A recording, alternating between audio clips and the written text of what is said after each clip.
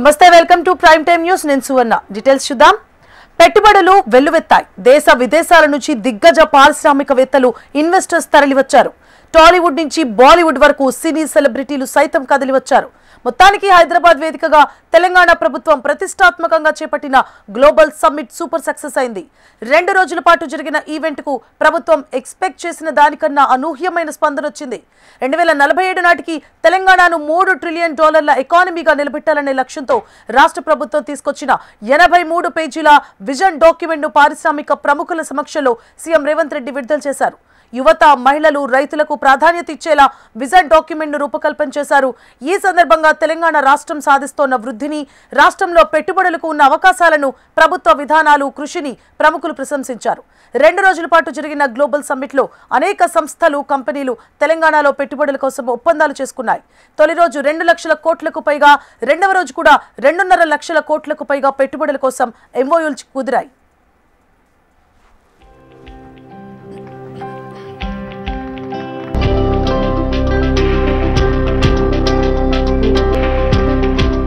ఇందాకే honourable CM గారు చెప్పినట్టు మన సాంకేతిక ప్రతిభ, టెక్నాలజీ,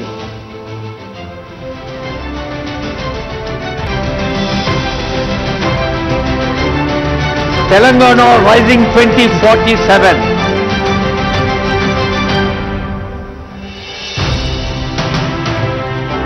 ఇది ఉత్తేజంతో, సమాజం పట్ల ప్రేమతో, భవిష్యత్తు పట్ల విశ్వాసంతో చేస్తున్న ప్రకటన మాత్రమే కాదు.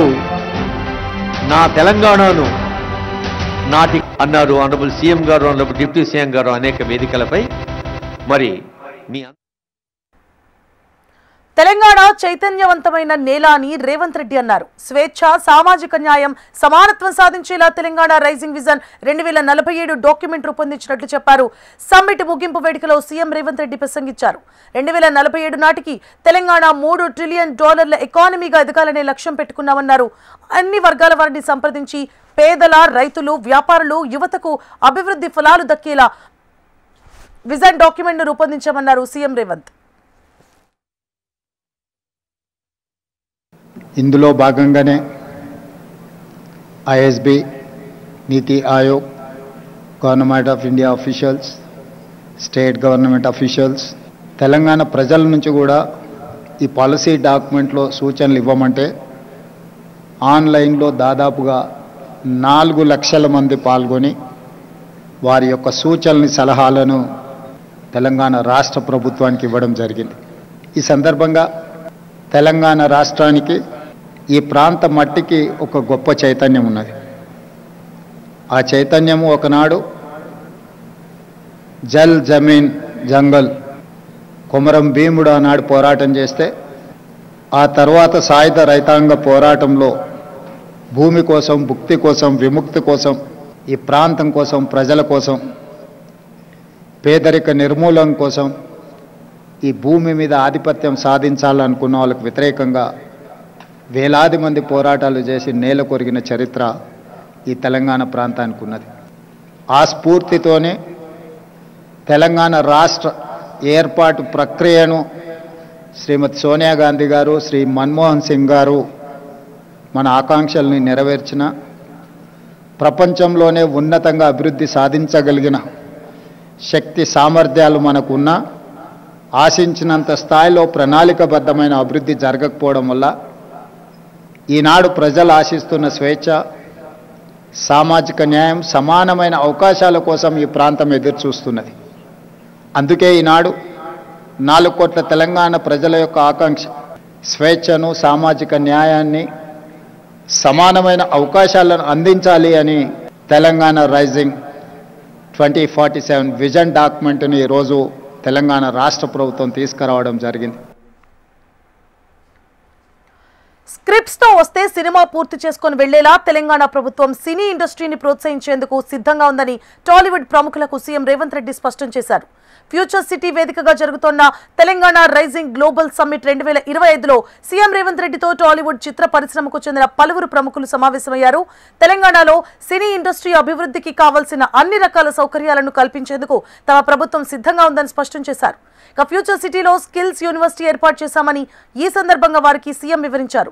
24 క్రాఫ్ట్స్ లో సినిమా ఇండస్ట్రీ అవసరాలకు అనుగుణంగా స్థానికులకు శిక్షణ ఇచ్చే అంశాన్ని పరిశీలించాలని వారికి సీఎం రేవంత్ సూచించారు. ఇక ఫ్యూచర్ సిటీలో స్టూడియోలను ఏర్పాటు చేసుకునేందుకు రాష్ట్ర ప్రభుత్వం తరపున అన్ని రకాల సహాయ సహకారాలు ఉంటాయని సీఎం రేవంత్ వారికి వివరించారు. సీఎం రేవంత్ తో సమావేశమైన వారిలో చిరంజీవి, అజయ్ దేవ్గన్, అల్లు అరవింద్, సురేష్ బాబు, దిల్ రాజు, నటులు జెనీలియా, అక్కినేని అమలతో పాటు పలువురు టాలీవుడ్, బాలీవుడ్ ప్రముఖులు ఉన్నారు.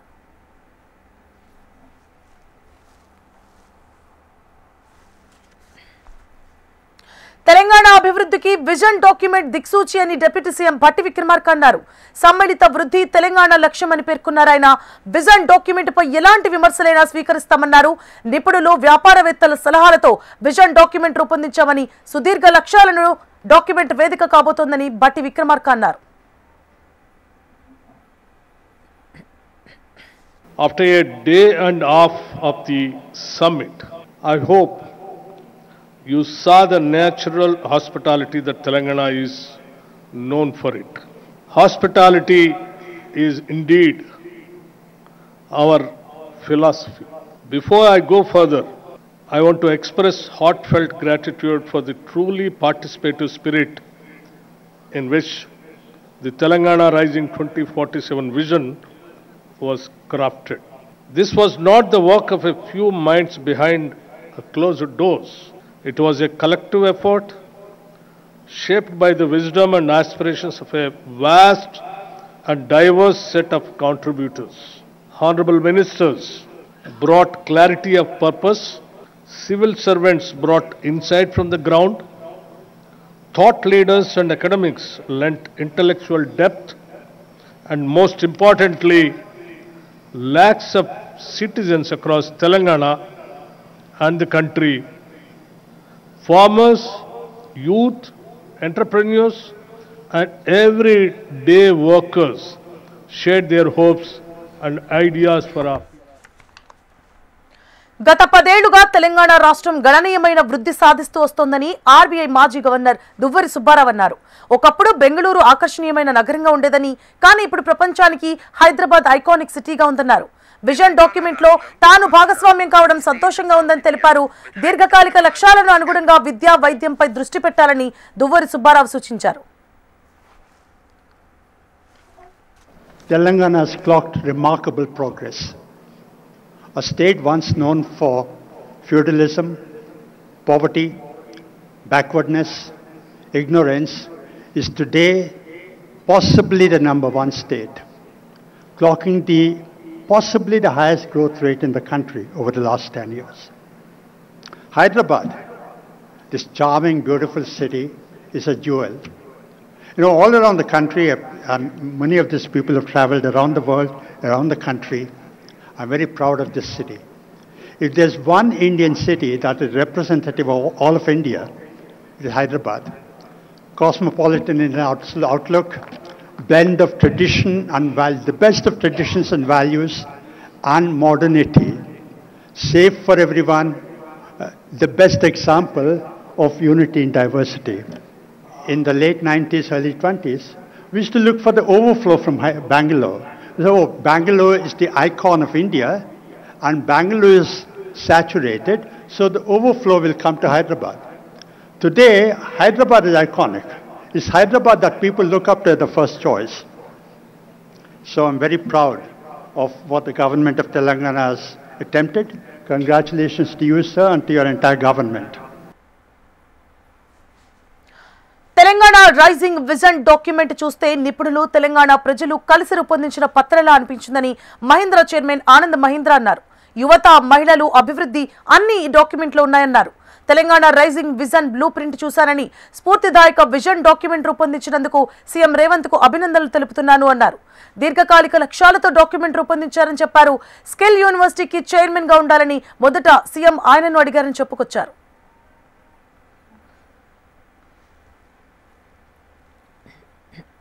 గౌరవ సభకు నమస్కారం. Now, I'm sure many of you here today have at some point in your lives experienced a moment when suddenly the horizon of possibilities opened up in front of you. And I believe that nations and states also experience such moments. And as I stand before you here today, I can say with absolute conviction that Telangana is at precisely such a pivotal juncture in its journey. We are all here in Hyderabad today when a bold manifesto for the future is about to be launched. Now, I had the privilege of reviewing this vision a short while ago, and frankly, I was astonished, and I don't use that word lightly. రేపు CM Revanth Reddy Osmania యూనివర్సిటీకి వెళ్లనున్నారు. Arts కళాశాల వద్ద భారీ బహిరంగ సభలో పాల్గొంటారాయన. ఈ మేరకు arts కళాశాల ప్రాంగణాన్ని అధికారులు ముస్తాబు చేస్తున్నారు. సభ ఏర్పాట్లను కళాశాల సాంకేతిక విద్యా కమిషనర్ దేవసేన, ఓయూ ఉపకులపతి కుమార్ మొగలరం, ఏసీపీ జగన్, సిఐ అప్పలనాయుడు పరిశీలించారు. అధికారులకు దిశానిర్దేశం చేశారు. సుమారు 5,000 మంది కూర్చునేందుకు కుర్చీలు ఏర్పాటు చేయనున్నారు. ఈ పర్యటనలో 1,000 కోట్ల నిధులతో సీఎం పలు అభివృద్ధి పనులకు శంకుస్థాపనలు చేయనున్నారు. మరికొన్ని కీలక ప్రకటనలు చేసే అవకాశం కూడా ఉంది.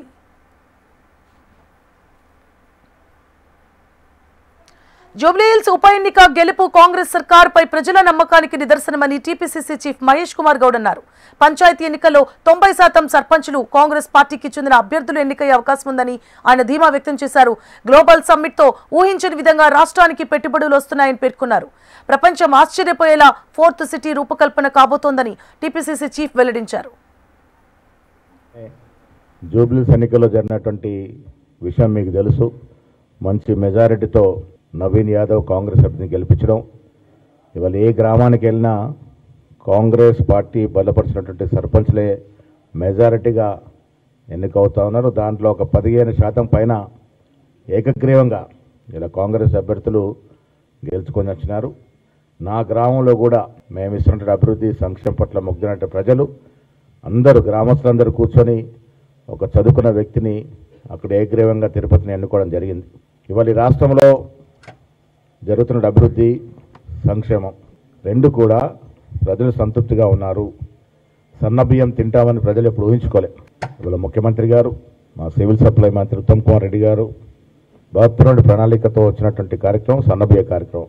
అదేవిధంగా ఇంధనం ఇల్లు 10 ఏళ్ళు గత ప్రభుత్వం ఊరడించి ఇల్లు ఇవ్వకుండా పోతే ఇంధనం ఇళ్ళపేట ప్రతి బీదవాడు, అసలు ఇల్లు లేని బీదవాడు ఏ గ్రామంలో కూడా ఉండకూడదనే ఉద్దేశంతో ఇల్లు ఇస్తున్నటువంటి కార్యక్రమం, ఉచిత బస్సు, రైతు భరోసా, రైతు రుణమాఫీ, గ్లోబల్ సమ్మిట్ జరుగుతూ ఉంది.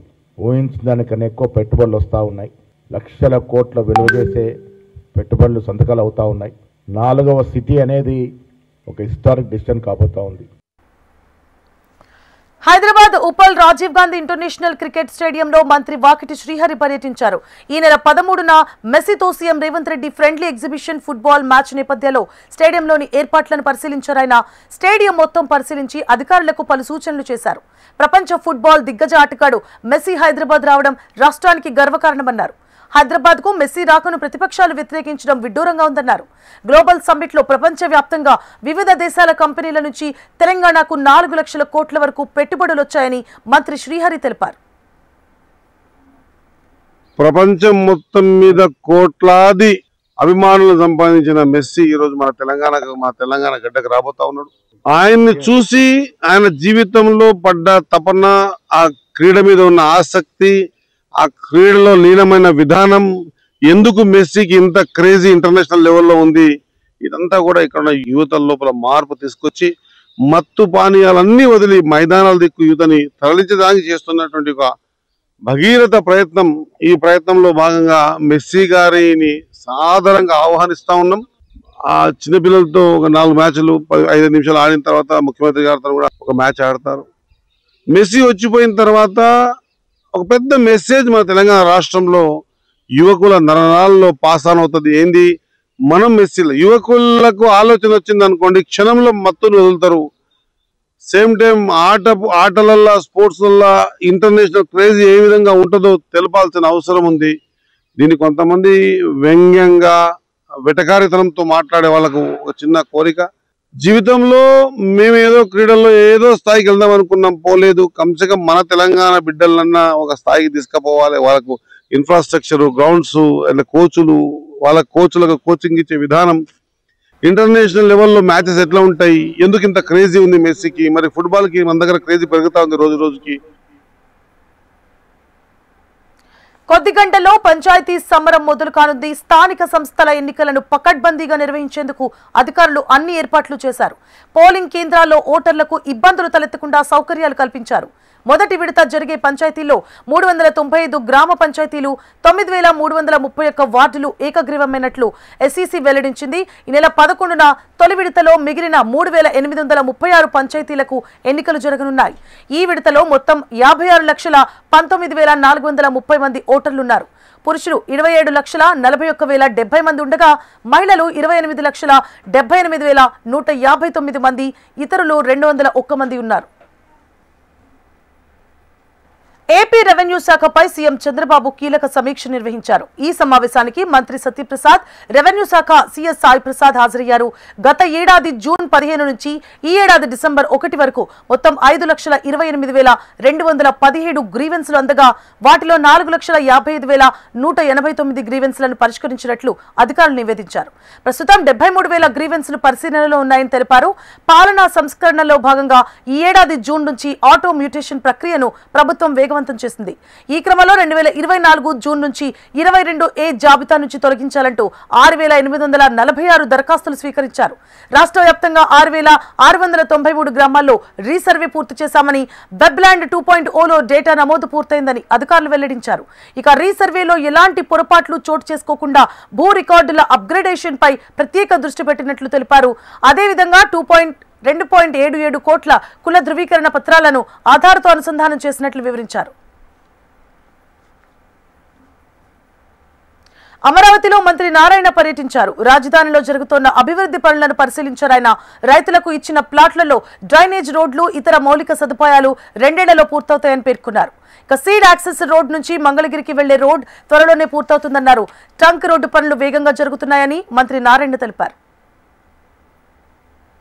అమరావతి క్యాపిటల్ సిటీలో ఏదైతే 217 చదరపు కిలోమీటర్లు ప్లాన్ చేసామో దానికి సంబంధించిన ట్రంక్ రోడ్స్ 350 కిలోమీటర్ల లెంత్, లేఅవుట్స్ రోడ్స్ దాదాపు 1500 కిలోమీటర్ రోడ్స్.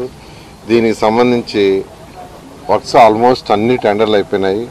వర్క్స్ అన్నీ టేకాఫ్ అయినాయి, ఎంతో వేగవంతంగా జరుగుతున్నాయి. ఈరోజు ఏదైతే రైతు సోదరులకు యాక్చువల్గా లేఅవుట్స్ వేసి ప్లాట్లు ఇచ్చామో దాంట్లో roads, drains, drinking water, electrical cables, అదేవిధంగా టెలి కేబుల్స్, అదేవిధంగా ఇవన్నీ కూడా ఇంటిగ్రేటెడ్గా ఈరోజు వర్క్ చేస్తున్నారు. ఈరోజు యాక్చువల్గా నేను విజిట్ చేయడం జరిగింది. అయితే ఇవన్నీ కూడా అనుకున్న ప్రకారం 2.5 years అంటే 2.5 years దాకా అన్నీ వెయిట్ చేయబడలేదు. అందరూ ఏమనుకుంటున్నారంటే ఎల్పిఎస్ లేఅవుట్స్లో 2.5 సంవత్సరంలో అన్నీ పూర్తి చేయాలని కాంట్రాక్టులు పెట్టాము. కానీ వాళ్ళు చేసుకుంటూ వస్తున్నారు. అంటే ఈ యూటిలిటీస్ ఏదైతే ఉన్నాయో ఇవన్నీ కూడా 1 year లోపల పూర్తి అయిపోతాయి. దాంతో డిఫరెంట్ లేయర్స్ రోడ్స్ చేసుకుంటూ వస్తారు. పూర్తిగా మనకు హ్యాండ్ ఓవర్ చేయడానికి 2.5 years, బట్ యూటిలైజ్ చేసుకోవడానికి 1 year లోపల వాళ్ళందరికీ అవకాశం వస్తుంది. అదేవిధంగా ట్రంక్ రోడ్స్ కూడా యాక్చువల్గా అవి కూడా ఎంతో వేగవంతంగా జరుగుతాయి. ఏపీలో ఆర్థిక వ్యవస్థను గాడిన పెట్టే దిశగా చర్యలు తీసుకుంటోన్న రాష్ట్ర ప్రభుత్వం జీఎస్డీపీ లక్ష్యాలపై ఫోకస్ పెంచింది. ఈ నేపథ్యంలో రేపు అన్ని శాఖల అధికారులతో సీఎం చంద్రబాబు సమావేశం అవ్వనున్నారు. ఈ సమావేశానికి మంత్రులతో పాటు అన్ని శాఖల హెచ్ఓడీలు, ఉన్నతాధికారులు హాజరవుతారు. మరోవైపు ఈ నెల 17, 18న కలెక్టర్ల కాన్ఫరెన్స్ కూడా నిర్వహించనున్నారు సీఎం. రాష్ట్రంలో అభివృద్ధి, సంక్షేమ కార్యక్రమాల అమలు తీరు, శాంతి భద్రతలపై కలెక్టర్లు, ఎస్పీలతో చర్చిస్తారు. తిరుమల కల్తీ నెయ్యి కేసులో సిబిఐ పర్యవేక్షణలోని సిట్ బృందం దర్యాప్తు ముమ్మరం చేసింది. ఈ కేసులో కీలక నిందితులైన అజయ్ సుబ్రహ్మణ్యాన్ని కస్టడీలోకి తీసుకుంది. నెల్లూరు జైలు నుంచి 2 నిందితులను అదుపులోకి తీసుకున్న సిట్ వారిని తిరుపతికి తరలించింది. రియా ఆసుపత్రిలో వైద్య పరీక్షలు చేయించిన సిట్ అధికారులు అనంతరం కార్యాలయానికి తరలించారు. ఈ నెల 12 వరకు ఏసీబీ కోర్టు అజయ్ సుబ్రహ్మణ్యంను కస్టడీకిచ్చింది. కస్టడీలో కల్తీ నెయ్యికి సంబంధించిన కీలక సమాచారాన్ని రాబట్టాలని సిట్ భావిస్తోంది. ఎన్నికల సంస్కరణలపై రాహుల్ గాంధీ లోక్సభలో తీవ్ర వ్యాఖ్యలు చేశారు. దేశంలోని ప్రజాస్వామ్యాన్ని నాశనం చేసేందుకే బీజేపీ ఆధ్వర్యంలోని కేంద్ర ప్రభుత్వం ఎన్నికల కమిషన్ను వాడుకుంటోందన్నారు. ఈసీఈని కాపాడేందుకు ఏకంగా చట్టాలనే మార్చేశారని ఆగ్రహం వ్యక్తం చేశారు. పథకం ప్రకారమే తప్పు చేసినా శిక్ష అనుభవించకుండా తప్పించుకునే అవకాశాన్ని ఈసీకి కల్పించారన్నారు. ఓట్ల చోరీకి సంబంధించి తమ వద్ద అనేక ఆధారాలున్నట్లు తెలిపారు. Picture has appeared on the polling list. They have not told me why lakhs and lakhs of duplicate voters are existing. They have not told me why a BJP leader is coming from Uttar Pradesh to vote in Haryana. These are straightforward questions. And there is clear proof which I have put in front of the country. Right? But the Election Commission has no answer to these questions. And that is the result of the complete capture of the Election Commission by the people across the aisle. Let me say something about SIR in Bihar. Why is it that after the SIR in Bihar, 1.2 lakh duplicate photos are existing in Bihar, in the voting list? If you've cleaned up the voting list, why are there 1.2 lakh duplicates in Bihar? And we've not just proven this about Haryana. We have proven this in Karnataka, we have proven this in Maharashtra, and I'm absolutely certain this is how you're winning elections in Madhya Pradesh, in Uttar Pradesh, in Bihar, across the country. Now, so what I'm putting on the table is, it is very clear that you've captured the institution. I've shown the mechanism of that capture. I'm also showing you how the Election Commission is doing things that are completely out of line. I'm not getting any answers. Karur తొక్కిసలాట ఘటన తర్వాత పుదుచ్చేరి సభ ద్వారా టీవీకి అధినేత విజయ్ తొలిసారి ప్రజల ముందుకొచ్చారు. పుదుచ్చేరిలో నిర్వహించిన బహిరంగ సభలో విజయ్ పాల్గొన్నారు. ఈ సభలో కేంద్ర ప్రభుత్వానికి మాత్రమే పుదుచ్చేరి, తమిళనాడు వేర్వేరని, కానీ తామంతా కలిసే ఉన్నామని చెప్పారు. పుదుచ్చేరికి మద్దతు ఇవ్వడం తన బాధ్యత అని తెలిపారు. సీఎం రంగస్వామి నేతృత్వంలోని అక్కడి ప్రభుత్వం డీఎంకే ప్రభుత్వం వంటిది కాదని, ప్రతిపక్ష పార్టీలతోనూ నిష్పక్షపాతంగా వ్యవహరిస్తోందన్నారు. ప్రత్యర్థి అయినా తమ పార్టీ నిర్వహిస్తున్న ర్యాలీకి అడగగానే భద్రత కల్పించిందని తెలిపారు. తమిళనాడు సీఎం స్టాలిన్ పుదుచ్చేరి సర్కార్ నుంచి నేర్చుకోవాలని, కానీ ఆయన ఎప్పటికీ నేర్చుకోరని విజయ్ అసహనం వ్యక్తం చేశారు. వచ్చే ఏడాది జరగనున్న తమిళనాడు అసెంబ్లీ ఎన్నికల్లో డీఎంకేకు ప్రజలు తగిన గుణపాఠం చెబుతారన్నారు. ఇండిగో సంక్షోభంపై లోక్సభలో కేంద్రం వివరణ ఇచ్చారు. ఇండిగోపై చర్యలు తీసుకుంటామని, ప్రయాణికుల భద్రతే తమకు ముఖ్యమని కేంద్ర విమానయాన మంత్రి రామ్మోహన్ నాయుడు తెలిపారు. ఇండిగోకి డీజీసీఏ ఇప్పటికే నోటీసులు జారీ చేసిందని, పరిస్థితిని ఎప్పటికప్పుడు పరిశీలిస్తున్నామని రామ్మోహన్ నాయుడు చెప్పారు. సమగ్ర విచారణ జరపాలని డీజీసీఏని ఆదేశించామని రామ్మోహన్ నాయుడు తెలిపారు. Covered to over 1800 flights yesterday and are expected to rise further today. All other airlines continue to operate smoothly across the country, and the airports are reporting normal conditions without crowding or distress.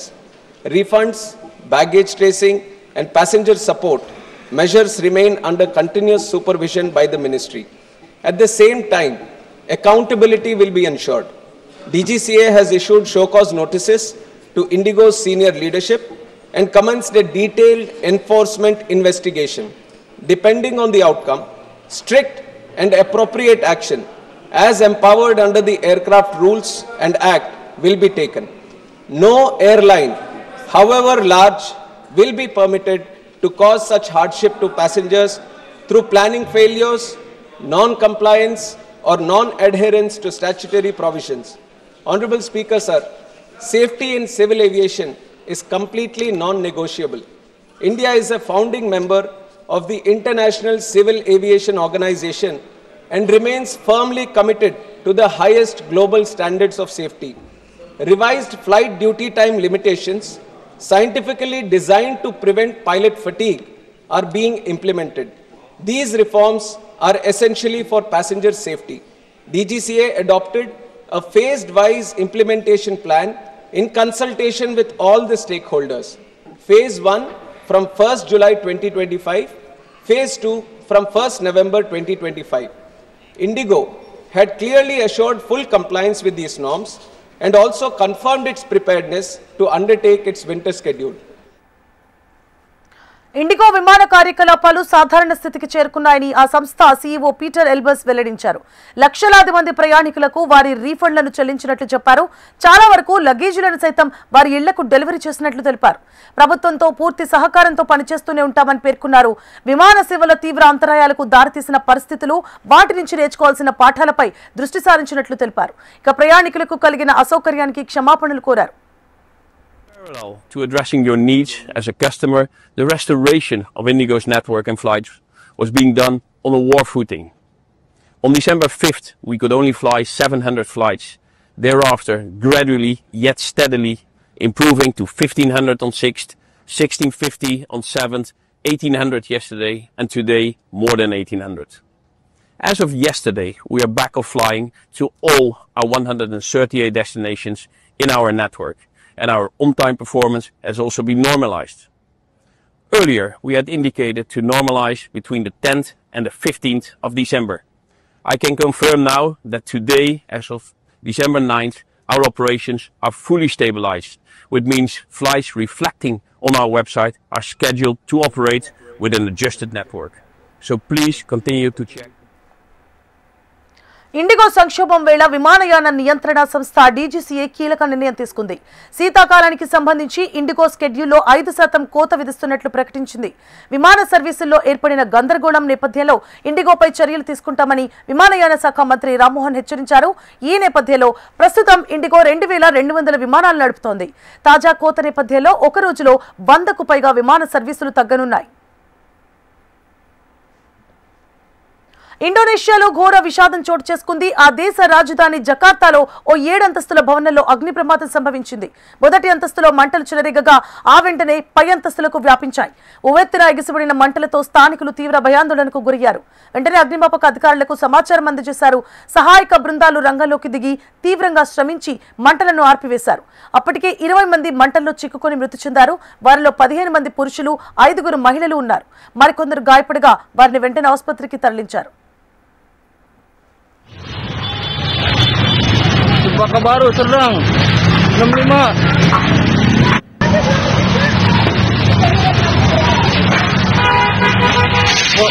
korban ada di atas. Izin komandan. Able to updates, మరిన్ని updates మళ్ళీ కలుద్దాం. Stay tuned to HM TV.